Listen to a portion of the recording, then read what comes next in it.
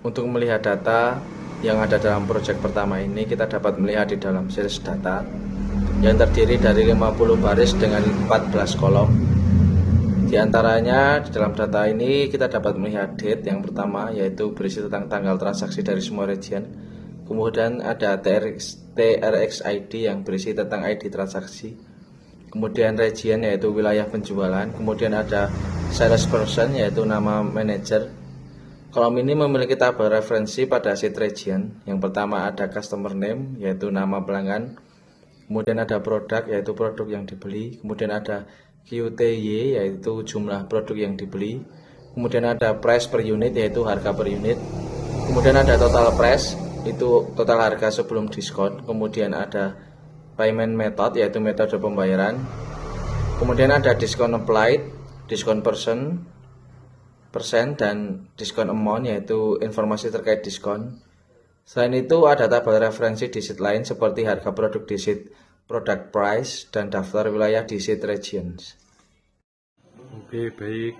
Saya akan menjawab pertanyaan bagaimana kondisi datanya, apakah sudah rapi atau belum, jika belum apa yang harus dilakukan atau apa yang akan kami lakukan. Untuk datanya, pertama kali melihat data tersebut, kami menyimpulkan bahwa data tersebut masih sangat berantakan.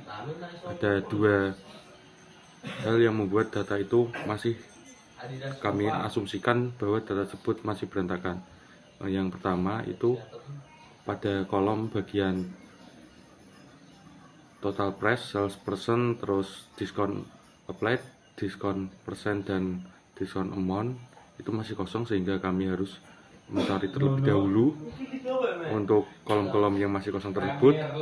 Dan untuk masalah kedua itu ada kendala pada format tanggalnya, sehingga kami kesusahan karena format tanggal yang masih berbeda-beda, sehingga kami harus memperbaiki formatnya untuk disamakan agar memudahkan kami untuk mengolah data tersebut. Sebelum melakukan pengolahan data, ada beberapa langkah yang kami lakukan.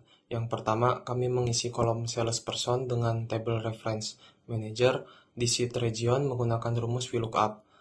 Lalu yang kedua, kami mengisi kolom price per unit dengan table reference pada sheet product price menggunakan rumus VLOOKUP juga.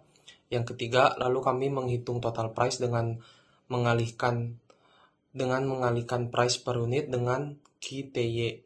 Lalu yang keempat, menghitung diskon pada kolom diskon average berdasarkan metode pembayaran kolom payment method. Yang kelima, setelah itu kami mengisi kolom diskon dengan cara mengalihkan diskon average dengan total price. Yang keenam, melengkapi kolom diskon amount dengan cara mengurangi total price dengan diskon. Mengacu pada sheet project interaction, kami melakukan beberapa analisis. Untuk yang pertama, menghitung jumlah penjualan tiap bulan dengan cara menjumlahkan kolom total price dengan formula sum.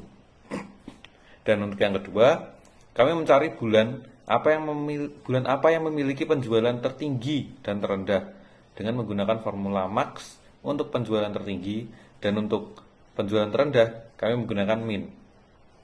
Dan untuk yang ketiga, menghitung jumlah transaksi di setiap wilayah dengan formula count if dan memasukkan data pada kolom region.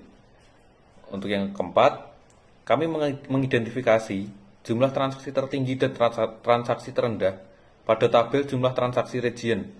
Kami menggunakan formula min dan max, seperti pada nomor 2 dan 3. Untuk yang selanjutnya, kami menggunakan formula large untuk mengidentifikasi 3 produk yang paling diminati oleh konsumen di semua region berdasarkan jumlah unit terjual.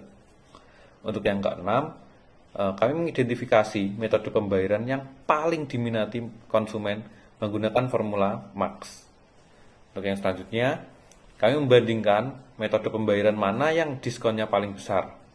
Yaitu yang pertama-tama kami membuat tabel jumlah diskon pada setiap metode pembayaran dengan formula sum if. Dan setelah itu kami mengidentifikasi diskon tertinggi menggunakan formula max. Kami juga membuat tabel jumlah penjualan di masing-masing area untuk setiap bulannya. Dan setelah itu kami membuat grafik pada tabel tersebut. Untuk yang selanjutnya, yang ke-9, kami membuat tabel jumlah unit terjual dari tabel total jumlah masing-masing unit yang terjual.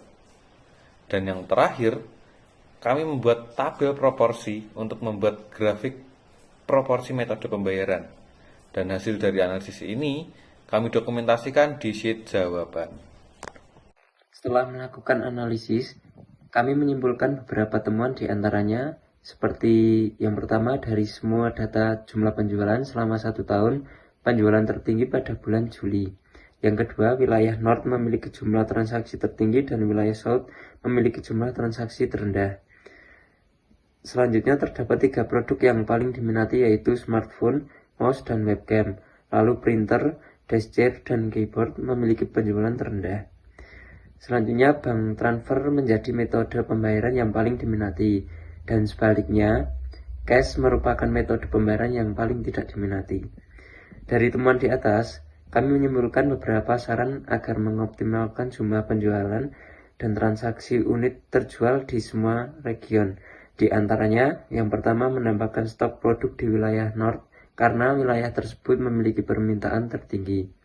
Selain itu, kami juga menyarankan untuk menambahkan produk yang kurang diminati seperti printer, desk chair, dan keyboard ke wilayah North dengan harapan dapat menambahkan volume penjualan. Yang kedua, menambahkan produk yang diminati seperti smartphone, mouse, dan webcam ke wilayah South agar menambahkan jumlah penjualan. Dan yang terakhir, kami menyarankan untuk menambahkan jumlah diskon pada metode pembayaran PayPal karena seiring perkembangan teknologi, aplikasi keyless payment makin diminati.